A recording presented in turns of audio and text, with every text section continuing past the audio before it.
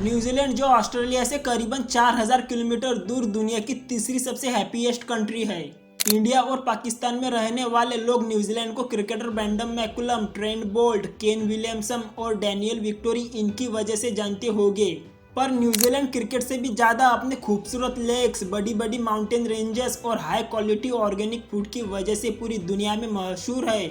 आप लोगों में से कई लोगों को पता नहीं होगा कि हॉलीवुड के वर्ल्ड फेमस मूवीज एक्समैन और लॉर्ड ऑफ द रिंग्स की शूटिंग भी न्यूजीलैंड में इन्हीं खूबसूरत वादियों में हुई थी। पूरा का पूरा न्यूजीलैंड इन्हीं खूबसूरत वादियों से भरा हुआ है। न्यूजीलैंड की पॉपुलेशन 51 लाख के करीब है। लेकिन आप न्यूजीलैंड का ये मैप देखिए, आपको नजर आएगा कि न्यूजीलैंड 80% खाली है और वहाँ कोई नहीं रहता। न्यूजीलैंड की 70% आबादी इस नॉर्दर्न रीजन में रहती है और नॉर्दर्न रीजन की भी 50% आबादी इस एक शहर ऑकलैंड में रहती है।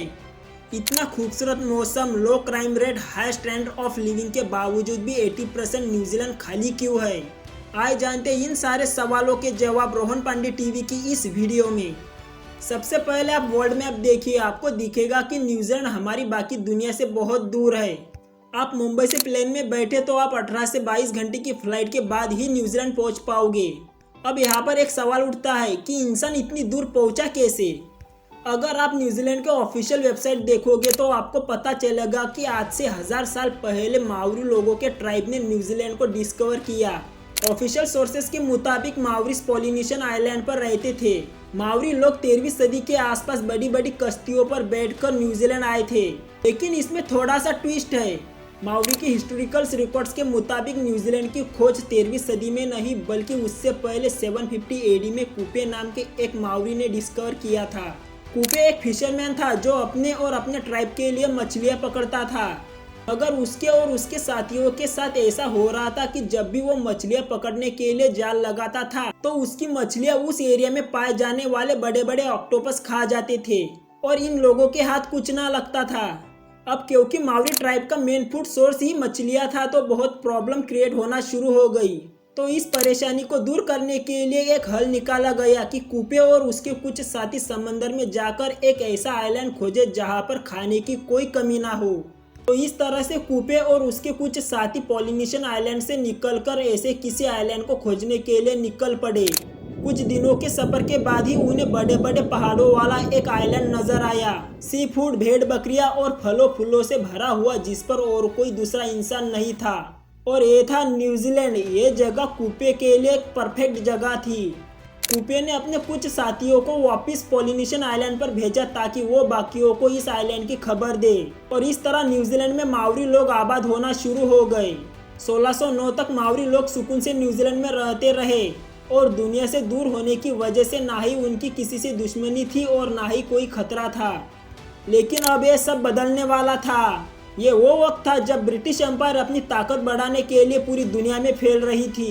एक्सप्लोरर को भेजा जा रहा था कि वो आइलैंड्स, कंट्रीज, कॉन्टिनेंट डिस्कवर करे। इसी सिलसिले में एक explorer able Tesman Pacific ocean में किसी कॉन्टिनेंट की खोज में निकला क्योंकि ब्रिटेन को लग रहा था इस हिस्से में कोई ना कोई आइलैंड जरूर होगा।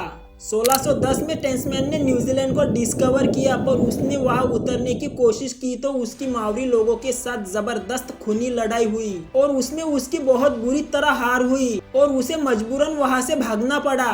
लेकिन 18वीं सदी में फिर वापस आए, लेकिन इस बार अकेला ब्रिटेन नहीं बल्कि यूरोप के अलग अलग कंट्री के ऑफिशियल्स आने लगे और इस बार उन्होंने मावरी लोगों के साथ बड़े स्मार्ट तरीके से डील किया। उन्हें ट्रेड और प्रॉफिट का लालच देकर ब्रिटिशर्स ने उधर अपने नेवल बेस पोर्ट बनाना शुरू की और उसके 100 साल बाद ही ब्रिटिशर्स ने न्यूजीलैंड का कंप्लीट कंट्रोल अपने पास ले लिया। ब्रिटिशर्स और मावरी लोगों के बीच 1840 में एक ट्रीटी साइन हुई जिसे द ट्रीटी ऑफ वाइतांगी कहा जाता है और इस ट्रीटी के बाद न्यूजीलैंड ऑफिशियली यूरोप और ब्रिटिश एम्पायर का हिस्सा बन गया। उस वक्त मावरी लोगों की पॉपुलेशन 2 लाख के करीब थी, लेकिन अगले 100 सालों में ये पॉपुलेशन बढ़ने के बजाय 40 लाख पर रह गई और उसकी 2 वजह थी। असल में जब यूरोपियंस न्यूजीलैंड आए तो अपने साथ वो बीमारियां भी लेकर आए जो यूरोप में उस वक्त फैली हुई थी। Smallpox, syphilis, yellow fever. इन बीमारियों से लड़ने के लिए मावरी लोगों में इम्यूनिटी डेवलप नहीं हुई थी और इसलिए यूरोपियंस आने के बाद लोकल्स मावरी लोग बीमार हो गए और मरना शुरू हो गए। दूसरी वजह कि न्यूजीलैंड 18वीं सदी में सबसे वायलेंट जगह बन चुकी थी। ट्रीटी के अगले 5 साल बाद ही ब्रिटिशर्स और लोकल मावरी के बीच लैंड ओनरशिप को लेकर एक वॉर शुरू हो गई, जो अगले 40 साल तक चलती रही। इन वॉर्स में बहुत ज्यादा लोकल्स मावरी मारे गए और फिर आखिरकार ये वॉर 1881 में जाकर रुकी। तब मावरीज के सारे बड़े चीफ्स मारे जा चुके थे और ब्रिटिशर्स को भी ये समझ आ चुका था कि लोकल्स को डेवलपमेंट प्रोसेस में इंक्लूड किए बगैर आगे नहीं बढ़ा जा सकता, और इसलिए ब्रिटिशर्स ने लोकल मावरीज को हर डेवलपमेंट प्रोजेक्ट में की होल्डर स्टेक बना दिया और फाइनली न्यूजीलैंड में प्रोग्रेस का सफर शुरू हुआ। लेकिन आज हमने वीडियो के स्टार्टिंग में आपको बताया था कि न्यूजीलैंड का 80% एरिया खाली है और सारे लोग नॉर्दर्न न्यूजीलैंड में रहते हैं। असल में न्यूजीलैंड का यह सदर्न एरिया बिल्कुल खाली है, क्योंकि इस सारे एरिया पर रहना या कंस्ट्रक्शन करना इम्पॉसिबल है। न्यूजीलैंड के इस पार्ट में हर तरफ माउंटेन रेंजेस है। इस सारे एरिया में ऊंचे ऊंचे पहाड़ है और जमीन किसी भी जगह एक लेवल नहीं, इसलिए बेसिक इंफ्रास्ट्रक्चर जैसे कि रोड वगैरह बनाना इम्पॉसिबल है। इसलिए न्यूजीलैंड की ज़्यादातर पॉपुलेशन इधर नॉर्दर्न रीजन में रहती है। अब आप लोगों को न्यूजीलैंड की एक कमाल की बात बताते हैं। न्यूजीलैंड की पॉपुलेशन 50 लाख है, जबकि एक एस्टीमेट रिपोर्ट के मुताबिक यहाँ पर भेड़ बकरियों की पॉपुलेशन करीबन 3 करोड़ है और इसलिए न्यूजीलैंड पूरी दुनिया में सबसे ज़्यादा मटन एक्सपोर्ट करने वाला कंट्री है। न्यूजीलैंड का 95% मीट बाहर की कंट्रियों को एक्सपोर्ट किया जाता है और इसलिए 2022 में इस एक्सपोर्ट से न्यूजीलैंड ने $20 बिलियन कमाए।